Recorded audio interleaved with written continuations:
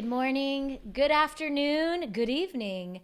Wherever you're listening, whatever time it is, ladies, gather round, come into the playground for another episode of the best podcast you've ever listened to.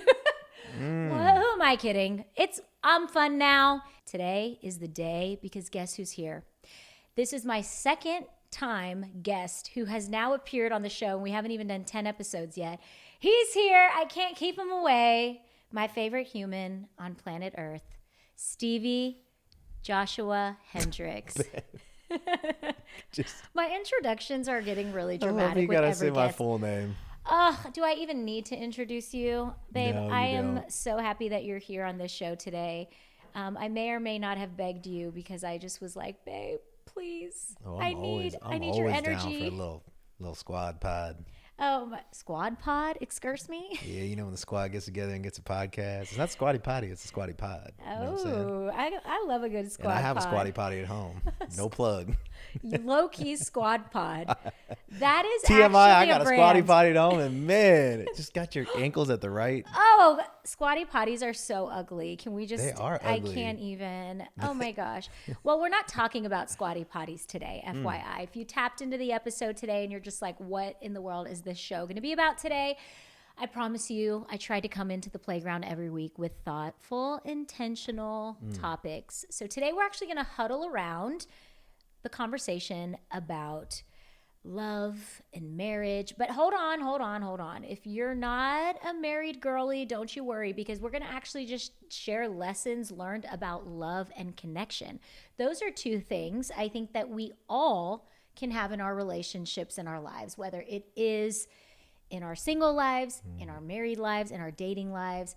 But first, last night, can we just talk about how we huddled and cuddled and had just the coziest night together? The kids went down to bed. Why does your face look like that? Hey, I'm not getting that. That's what you want to call it. No, we're not going. Hey, I'm not. Let me paint the picture here. Okay. That's what you want to Hold call on. it. Steve.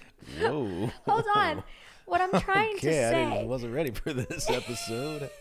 But here we go. What I'm trying to say is when our kids go down at 8 p.m., it is like, I don't know. That's when you get out the tzatziki. What are we even talking about? No, we're not doing no tzatziki freaky chat today.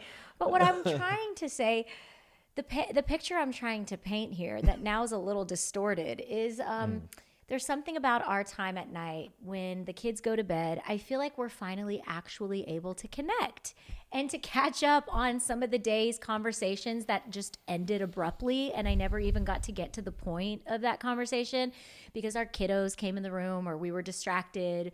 And so nighttime hour, which is our hour, we love to cuddle, watch a show, and everything else after that is a little, we'll save that for another time. But last night specifically, you shared a really sweet thing that had happened that day, yesterday.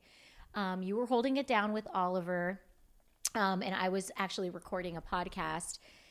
And I'm so glad you shared that with me because it just, I don't know, it really warmed my heart. And it was something that I felt like was really sweet and timely that we should bring to the playground. So I want you to share that story with everybody. Yeah, it was one of those moments where you just like it. I think what I've been wanting more of is like God to just kind of knock on my door throughout the day and I think it's where, your faith comes to life.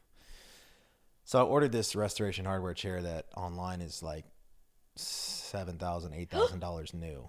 But guess what? Your boy is smart. And I was like, we don't need that brand new. And I got it for like 80% off on this secondhand like antiques website. So anyways, they shipped it all the way from California, and it's like a single dude, like a Polish bro driving a truck with all these deliveries going from California all the way to Florida, he said. How old was he again? He's probably like 50. And he said he does this all the time. He's like, oh yeah. He goes, I make this round trip like constantly from California to Florida, like delivering furniture. Oh, I didn't know that. Anyways, he came to the door and Oliver, just me and Buddy were home, and this is a big chair. And so he was like, hey, can you, I could tell he was kind of flustered. I was like, yeah, the chair goes over here, whatever. He's like, it's pretty heavy. Can you help me out? I was like, oh yeah, dude, I got you. So I went out there to help him out, you know, and it's like, not a big deal. I don't mind lifting stuff. So we took it. We were about to get it out of the truck, and he's like, I just want to tell you, yesterday I slipped in the bathtub, and I think I like sprained my rib or something. He's like touching his side. He's like, it hurts really, really bad. And I was like, okay, man, let's just take it easy. So we grabbed the couch out of the back of the van and put it on the ground, and he like immediately, just doing that took it out. yeah, he just was wincing. He was like, he literally, I was like, and he like grabbed his side, and I was like, dude, I was like, are you okay? Yeah, I wouldn't. And he was like, in all my years of doing this, he goes, I have never had to ask, I would never ask somebody for help. He was very embarrassed. Aww. You know, because like with furniture delivery, their whole thing is like they want to bring it into the house and they want to like put it in its spot. Yeah, it's like part of the service you pay for. And I don't care. I mean, I like move a bunch of stuff. So I was like, dude, not a big deal. I got a couple furniture dollies. We'll put it on that. And I can just roll it into my garage, and I'll have a buddy come over and we'll move it into the house later on. Yeah. So I roll it into the garage. We're walking back out to his truck, and God just like knocked on my door, you know, like, hey, Steve, are you home? And I was like, I am home. And he was like, why don't you pray for him? You know, I was like you felt, you talk about that. You felt the Holy Spirit. Oh, totally. I mean, that's the thing. I love it. This happens to you a lot, by the way. And this is why this story immediately, I was like, oh, you have to share that, because so often God does knock. And so often we don't open, or we assume and make excuses. We're like, no, that wasn't God's voice, or we avoid it instead of walk into it. Yeah. So you felt the Holy Spirit. Yeah. So when we used to go to Rick Warren's church in LA, I probably said this on The Good Life back in the day, but Rick Warren was just like, he did a whole like few week sermon on understanding God's voice and how God speaks to you. And he was like, it is the simplest. It's usually like a whisper or a nudge, and it's to do something good or kind or extraordinarily kind. He goes, it's usually a good sign that that's God. Wow. You know what I mean? Yeah. Like my that's good. Myself as a normal dude, I don't want to put myself out there and ask somebody if I can pray for them. And I'm very aware of like people's boundaries and things like that. It's very self-aware, and also just feeling, like, So anyways, I just felt the Holy Spirit was like, why don't you just pray for him? And I was like, oh gosh. Yeah. The thing is, anytime I feel like God speaks to me about something like that, I know that like there's this like fence to get over, this hurdle to get over, which is embarrassment, vulnerability, you know, just normal stuff. And I always know that it is much better if I get over that awkwardness or embarrassment or vulnerability than having regret. So I view it that way. I'm like, if he walked away and I felt like God said, pray for him, which is so easy to do. It's probably the easiest thing you can do for somebody. If I didn't do that, I would have more regret than I would be worried about being embarrassed. Wow. So I was just like, you know what? I don't need to like make this weird or awkward. I'm just going to ask him. You're just going to lean into it. Yeah. So I just said, hey man, can I pray for your rib? And he was like, yeah. Did he look at you kind of like, what? He kind of was like a little there was a little bit of a language barrier. He's Czech. So he's from Czech Republic. But there's a little bit of a language barrier, and like, but he was like, yeah. And I was like, do you believe in God? Wow. And he was like, yeah, sometimes. So I was like, okay. So I just prayed for him, and, you know, I prayed healing over his rib in the name of Jesus, and just that God would just reveal himself to him and basically show him that he cares about him. So we get done praying, and usually when I do something like that, I am feeling a little bit like, I'm, you know, a little embarrassed or feeling vulnerable right now. I probably should just step back and be like, all right, man, best of luck with your life. You know what I mean? Yeah. Like, hey, see you later. Roll the window up. Like, talk about going talk about going so deep and so real. Yeah, yeah. Like, well, hey, wish the best on you. Later. Shut the door. But he was that moving didn't happen though. No, he was moving slow, and Oliver was kind of like riding his little tractor around. And so I just was like, you know what? God was just like, just be in the moment with him. Like, don't be so self-conscious. So I was like, you know, so you believe in God? Or he was like, yeah, sometimes. He's like, my grandmother was amazing, and she really believed in God. He goes, and my parents were amazing too. He's like, but they're all gone. And he was like, my grandmother died. He goes, and my mom and my dad died when I was really young. He goes, my mom had cancer and my dad got a heart attack when I was young. Wow. He said, and so I definitely think sometimes I just wonder if God is real, why does he let all this hard stuff happen to me? Oh. And then he goes, and then other times, when good things happen, I think, God is watching over me. Oh. And so I just told him, I said, well, I can just tell you that God just used me to share his love for you, that he cares about the pain that you're going through. And it's not just the pain of your rib that he wants to heal you from, but it's the pain of your past. And it's the pain that you've experienced in your life. And he just kind of listened and nodded, and nothing miraculous happened, in that moment. That you could see. That I could see, but I just knew that that's what God wanted me to do. And just to remind him that God sees him and cares about him. Wow. I said, God's just using me to speak to you about how he feels about you and that he cares about you and that he sees you, And, And so he it's funny because I could tell why he was so sweet and kind to Oliver after he told me that he lost his parents and the people he cared about, when he was young, because I think he lost them at a young age. Yeah. So he sees the beauty of child. Family and a child and a father and a son. And so anyways, it was very sweet, very touching. And it left a mark on your day. So this is what's interesting about when something like that happens, it's just nothing tops that divine encounter. It feels like God meets you there in a moment's time that was not planned. It couldn't have been structured. It was a divine appointment for that gentleman. Mm-hmm. The fact that you ordered this chair and then this was the guy, the timing of him falling, injuring, all of these little intricate details. I do not believe in coincidence. You talking about it at 9 p.m. last night in bed, how it left a mark on your heart. I just laid there and I said to you, regardless of how he may have responded in that moment, just imagine when he went home that night. What did God do in him? And I also just imagine too, we don't know what he's been mentally or spiritually thinking about. You don't know. Nobody knows your pain like God does. It's such an intimate journey sometimes between you, your pillow at night, and God. And what's amazing to know and to have hope and to believe for is that he felt heaven brushing over him. And that is the most beautiful thing ever. And it's cool because you're like, yeah, I realize it's not even me. It was the Holy Spirit using you. And it left an impact on you too. And I'm like, how often do we all go through our days, whether you're that person that's the guy that's delivering in this situation and you're going through a hard time, or whether you're on the opposite side where God wants to use you as the light to pour out onto others in their day.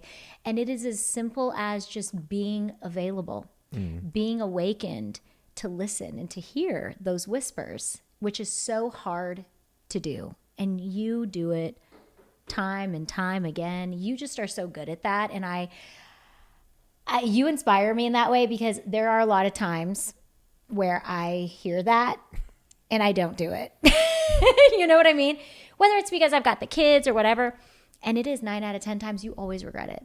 You're just like, dang, I wish I could have told that person. And now I'm walking in this season of like, I'm not holding back. When God puts something on your heart, you text that person immediately. And I saw that recently when I had a dream and then that person was in it and I reached out to the girl, and in that moment she was praying. In that moment when the text came through, she had told me, wow, it felt like God's words literally came through in my phone through you in that moment when I needed it. It's like, what if I didn't text her?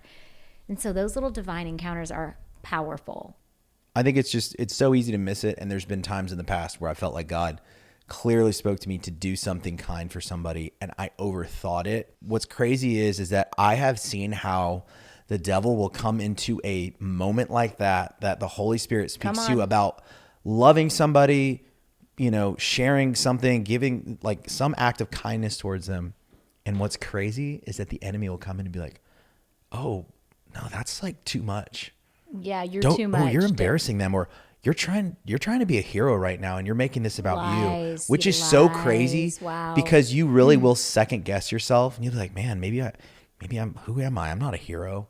That is all Wow. like not it.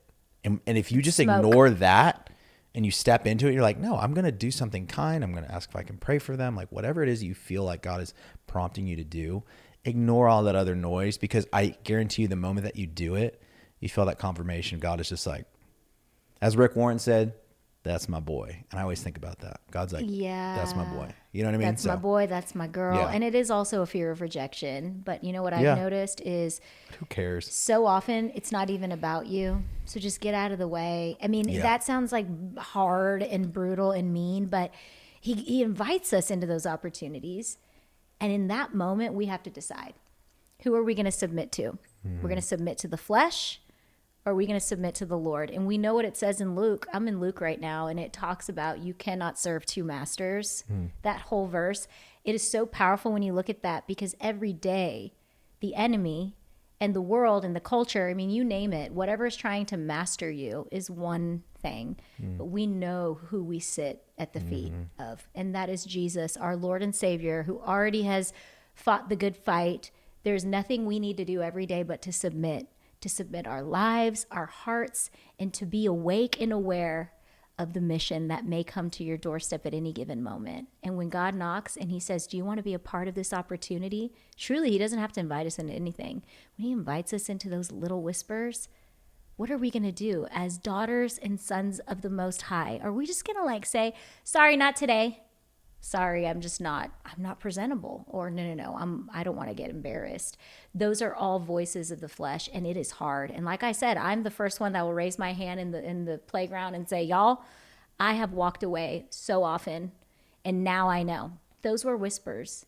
And it's okay. It's okay. We're not perfect. But what is your advice to anybody who may feel that whisper? What is the first thing that they should do when they do feel the whisper? And how would you encourage somebody today if God nudges them to do something in 2025 in their communities, in their households, their workplaces? What would you say to them? There's this movie. What is it? We Bought a Zoo. There's this part in the movie that's kind of like the main theme, and he's like, all you need is like 5 seconds of insane courage. I'm like, dang, that's so powerful. That's powerful. 5-10 seconds of insane courage. It's this like supercharged within you that just says all the other reasons why not, I'm going to literally blow past them and do it. I need 5 seconds of like insane courage. If you are scared of that. Wow. Can you imagine if every day we walked in that? We said, today I'm going to take 5 to 10 seconds to have insane courage to do something that is totally out of the ordinary. And honestly, fun. In now, the vibes, movie, it was you know? in the movie it was so cute because it was the dad's son who was like probably like 10 years old, and he had this huge crush on this girl, and he was so scared to talk to her. And at the end of the movie, the dad was like, all you need is 5 seconds of insane courage. And the little boy just got up and ran over and started talking to this girl that's the love of his life at that moment. Oh, you know what I mean? that is, I remember that. Yeah. I think we watched this on a plane. That's amazing. Human connection is something that we will always go back to. It is something that I think in our existence that we crave. The enemy will do this, right, babe? He is, what we've seen in our marriage is he is going to either disconnect, and God is going to always try to reconnect.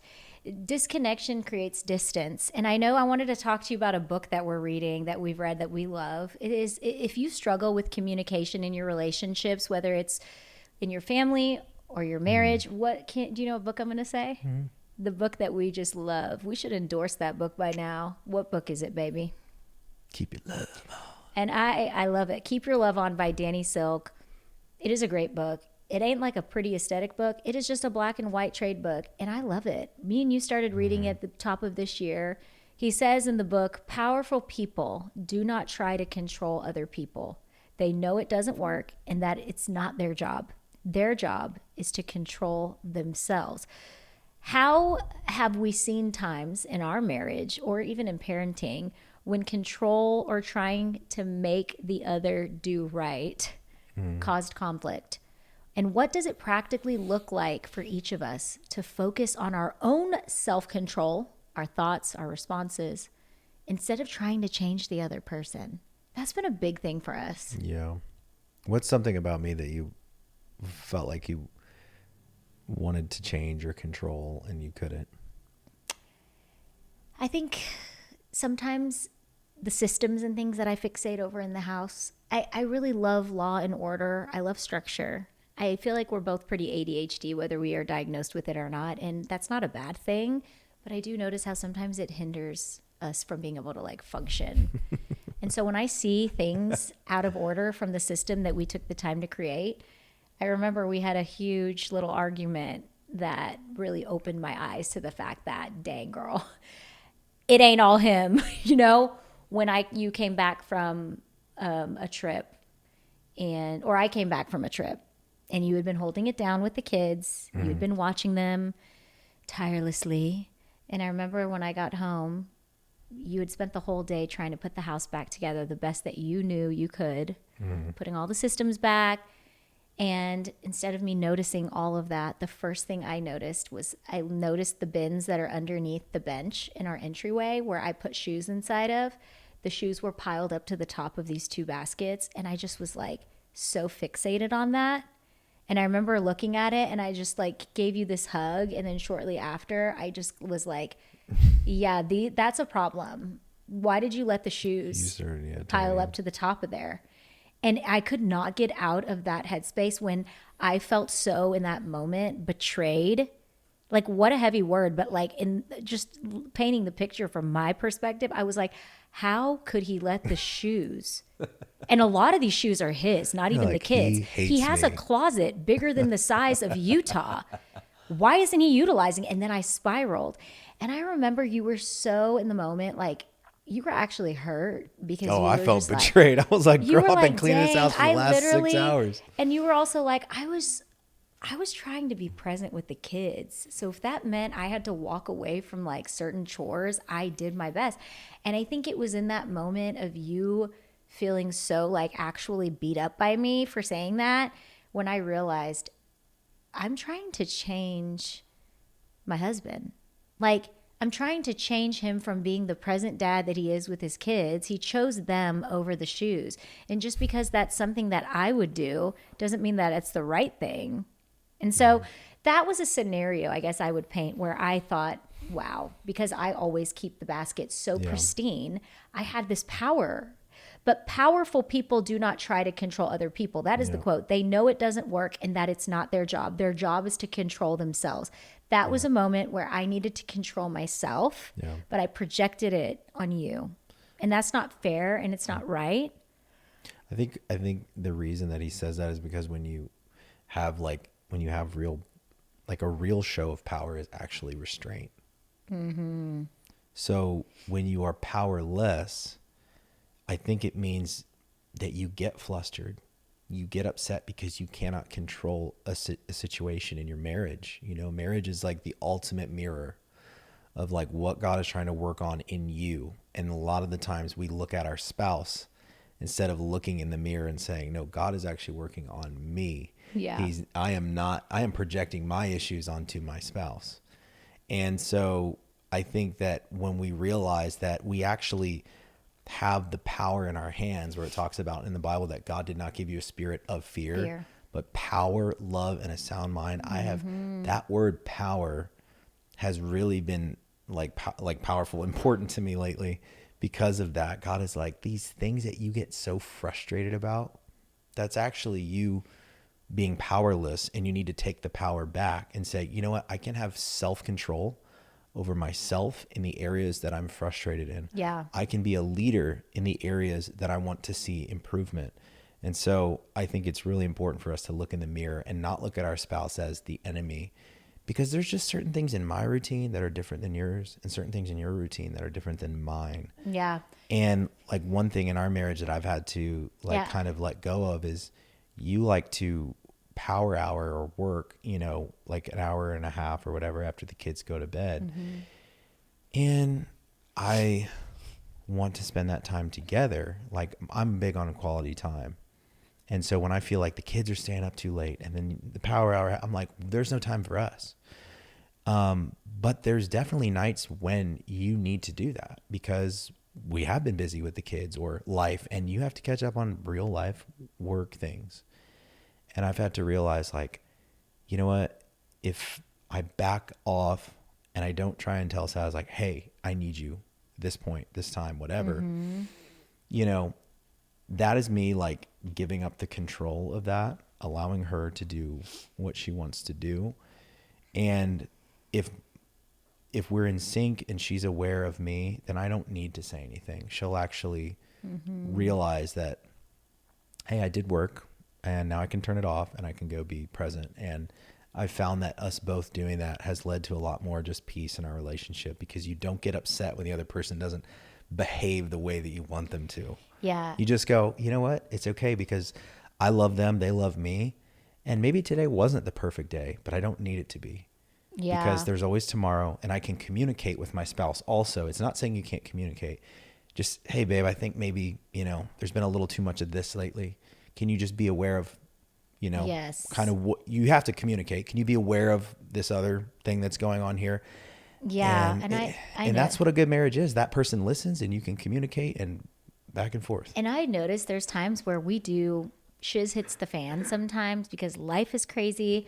We do sometimes really disagree on things, and we really can go back and forth on stuff and really try to defend our case. And what that does is it actually creates more distance and disconnection. And so that's when you know that everything else has you in a chokehold. You've now opened the gate for the enemy to come in, and any space of distance that you give the enemy room to play in, to tamper with, to just cause more havoc, he will do it. And I've noticed that has come with when we're just like, you know, when you're in a conflict or in a fight and you just choose to like, I can't even go here with you. I'm done. Like, I'm not talking anymore. Please stop this right now. And you walk away.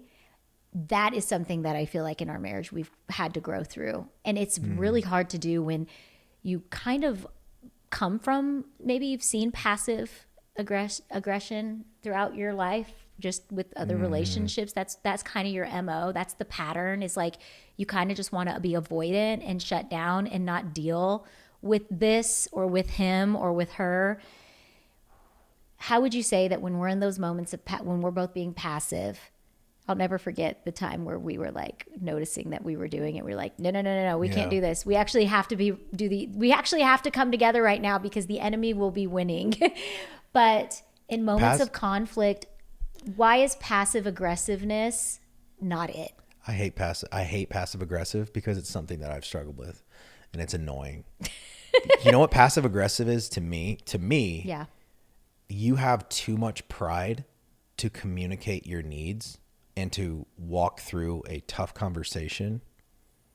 So you will just passive aggressively make comments or huff and puff or walk around the house just like, oh, nobody talk to me. I just feel like pride, I don't know about women, but for men, like your pride just really gets in the way sometimes. And it's kind of this fake balloon that comes in between you and your spouse, and it gets bigger. And you just literally, all it takes to pop it sometimes is just going over and being like, I am mad at you. We don't necessarily agree yet, but I still love you. So I'm just going to hug you. If I can't say what I want to say, and if we can't resolve this thing right now, I just want to still show you in some way that I love you. And so for me, you know, I'll just come over and hug you because I'm just without words, I'm trying to tell you like, I still love you. And I know that like we haven't figured out the resolve to this, but my pride is telling me, don't go hug her. Don't go be vulnerable, you know? Yeah. Like, just like, and it's just, it's annoying and it's BS. And so to pop that bubble sometimes, to close the distance, for me, I'll just come over and hug you. And that's me. And you know that. Yeah. If I come, I mean, right? Because that happened this week. Yeah. What, like when we went to bed, we were both kind of like. Yeah. And we went to bed not talking to each other. So when I came and hugged you that morning at the Vanity, I mean, what does that communicate to you? Does that, because to me, if you hug me, I'll be like, oh, she loves me. Same thing. It just completely squashes whatever was trying to brew. And, you know, when you're in a season of life like we are, like, it's like avoiding conflict ain't it either. Like when you just want to stay good. So you're just like, okay, like We definitely are so honest with each other, and I appreciate that. Even when it's you see my worst, and vice versa, we both see that side of each other. I want to know, as we wrap this up, guys, it's been such a fun show getting into all of this, just connection and hearing God's voice in and through it all is like from a godly worldview, you know, how would you describe is like the best piece of advice you could give somebody today about understanding your significant other? Understand, like, I'm not in the mind of a guy. Why don't you share like the best advice that you can give for what perhaps our men need, you know, to be a little bit awakened and aware to a man's needs? Like we're built so differently. The Bible has made a man unique and a woman unique. Yeah. Like I want to understand you. I think one thing that dudes have in common, most guys, and I think guys in our generation are probably better at this than they have been traditionally in the past, which is just like saying what you think. I think guys, we are scared sometimes to say what we think because we're like, okay, I got to be the one who's holding it down. Like I got to be a leader for my family. I got to always be strong. I can't say what I think because if I do, my wife might get scared or she might misunderstand me or it might actually just cause more problems. So I think the two things in our relationship that have been like big is I've realized my need to communicate more. Like, I'm like, dang, I keep a lot of stuff inside. I will be going through stuff for weeks, months by myself, and you have no idea. Wow. And we sleep in the same bed every night. So that's a problem. So when a dude can communicate like, yeah, I had a terrible day at work today, and let me tell you why. And why was it so bad? Because of this, and I'm embarrassed or whatever. Yeah. A guy needs a safe place to go with those things. And a lot of men feel like they're not safe with their wife to share those things, which creates so much distance in your relationship. And I would say the other thing is that when your wife is strong enough to listen to you and to not get flustered or shocked by what you say, but literally just have grace for you, being like a soft pillow to land on in those moments when you're just like, I feel out of control. Yeah. That I think is when a woman is just incredibly powerful. Is when her husband can be really vulnerable and she can just literally be a good listener, like a shoulder to lean on, like nurturing. Like men need that. It's so crazy. We love to be big and bad, but we need a woman's grace and nurturing and her listening ear. And when you have that in your marriage, and I'm speaking firsthand about, you know, times that I've come to you, that has been, I think, transformative in our relationship because I'm like, wow, this is the one person in my life right here who I feel the safest with. Yeah. That's really good. Yeah. That's the word. And I've seen that. I've seen moments Safe. in our marriage where I've seen a glow. I've seen a glow come out of you and a glow come out of me in moments where you are leaning in and letting go and actually just not thinking about yourself. You just think about the other person. Like, what can I do right now to be a first responder for this person in my life who I love? Yeah. And sometimes it's just being there and asking like, hey, how was your day today? Like, I'm just sensing like a heaviness, or sometimes you don't want to talk, but maybe it's a back rub. It's just, but, and that goes both ways, you know, but everybody's felt needs are so different. And I've just been noticing, like, when you look around your life, you can really see that the most important people, they need you. And I don't mean that in a way where you feel like a slave to it, but they need your gifts, your talents. And I'm starting to really step into mine and notice like, wow, as the matriarch of our family tree, I get to be that. It is a gift and it is work. And I'm not going to do it perfectly. And I love that our marriage challenges me in that every day. And there's nothing I want more than to hear that I'm that comfy, cozy pillow for you to like lean on and to give you that grace. And I want to do better at that. It's amazing though what one conversation can do. How like, you know, one day you can just come home and you're beat up. You're just like, I just took L's today, mentally, physically, emotionally. I just feel like I feel like the worst version of myself.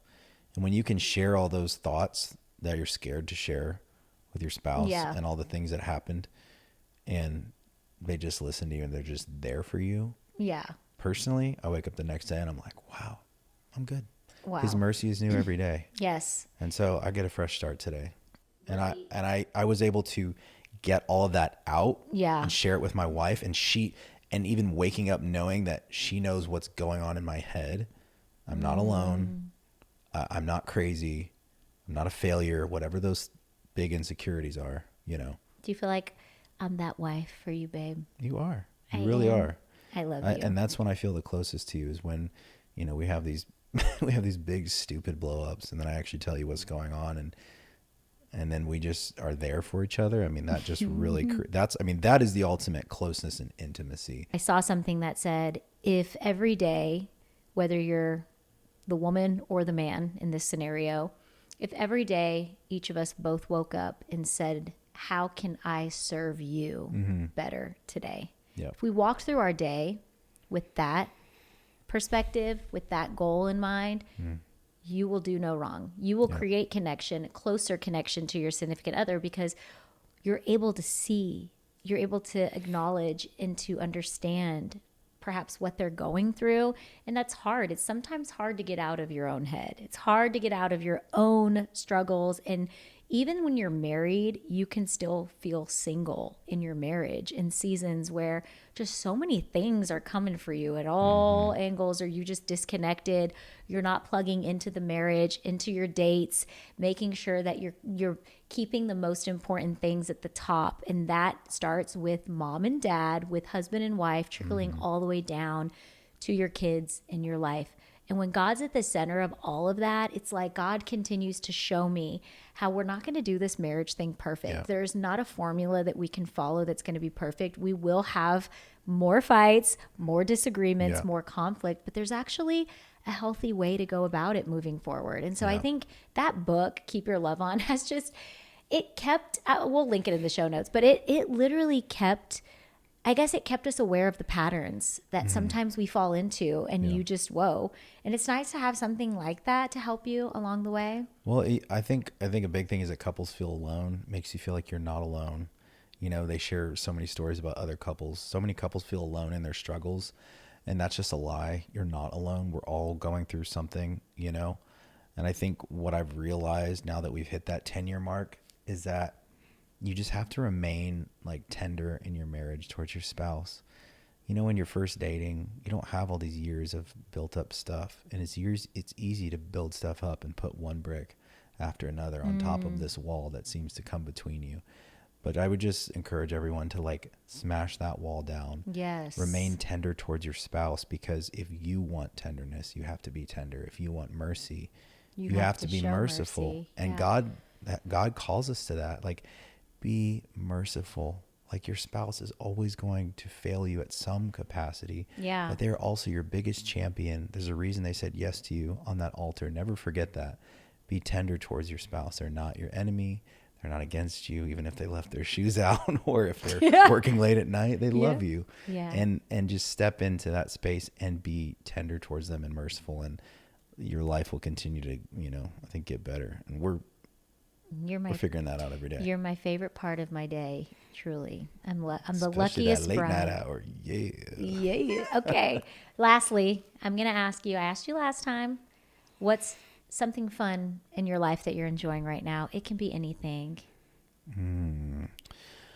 I am enjoying, this is something small, but I'm enjoying that Oliver is turning into this boy. I think right last time now. you said an Oliver one too. Did I? Dang it. Are you obsessed with Oliver? I am. Hey, right now I you mean, are he's in the my only Oliver. son, but I just love that he's just turning into this like boy, and like he's my roll dog. Like, he's like, Daddy, I'm come. Like, every time I go somewhere, like he wants to go to the store. He is the literally other night, you and me. It's hilarious. I am all about getting these darn kids to bed on time. But last night when you were putting the girls down, it was Monday night. We were putting the girls down, and I was taking him downstairs. He goes, Daddy, I have football. Oh my gosh, he says that. So I was you'll low stay key up. like, my dude. Yeah, like, he you says that should so watch he can- Monday Night Football Oh with me. my But, gosh! you got to go to bed. But dang, we should watch He football. knew it. together. He got you. He funneled He you. know. That's what I'm saying. Like, He's he a like, funneler. He's like, Daddy, I want football. And We're I'm in like, that stage right now where Oliver's like, I already have a football I'm buddy. Football. Let's watch football. He Like, knows. every day I'm like, that's my guy. Aw, I love love it, that. Oh my gosh. Any last words? Anything God's putting on your heart right now to wrap this episode up and put a bow on it? Anything No, I you have want to this say? really strange itch inside of my nostril right now because we're on the podcast. I just Itch it. keep trying to get it and it won't go away. Oh, it might be pollen or something. No, up I there. think what I said about just like remaining tender in your marriage, keeping things fresh and spicy, make sure you keep the date nights going. Do you notice I haven't said anything about the shoes? They still pile up. I have. Actually, there's been a couple because I check that bench every now and then. I look over, I'm like, ooh, I'm like, those boots have been there. I'm like, has she seen them? And like, I think sometimes subconsciously I wait for you to be like, Steve, these shoes are getting on my nerves. And I'm like, I haven't done it. You see? and you haven't. Wow. So you're showing I'm restraint. fun now. God bless you. Well, that inspires me to go pick them up. Isn't that weird? And you're The fact that inspiring me to close my the fact that you're laptop. the fact that you're not bossing me around makes me want to pick them up. I'm like, gosh dang it, Steve. She hasn't said anything. Go pick your shoes up, you idiot. Oh my gosh. And the fact that you don't comfort me when I'm doing my power hour actually makes me want to close my laptop and come lay with you. Literally. And cuddle in the puddle. Like last night when I was just chilling in the bed, I was genuinely just like, just watching football. You were like, I'm coming. I was like, no, it's fine. Take your time. You're like, no, I'm coming. I'm coming. See, look at us. I love you, babe. Thank you for Love you, coming on the show Shandy. today. I hope you guys were encouraged by this episode and you got a little nugget from it that you can take into your lives. Dip it in so some that you Chick-fil-A. can dip it in some Chick-fil-A sauce and that you can just glow and grow and continue to be the women that God has called us to be. Thank you, babe, for coming on the show, bringing that POV from a men's perspective. It's Always so bring the POV. nice. Don't forget to rate and review this podcast if you're enjoying it and share it with a friend. Love you guys. I'll see you next time. Bye.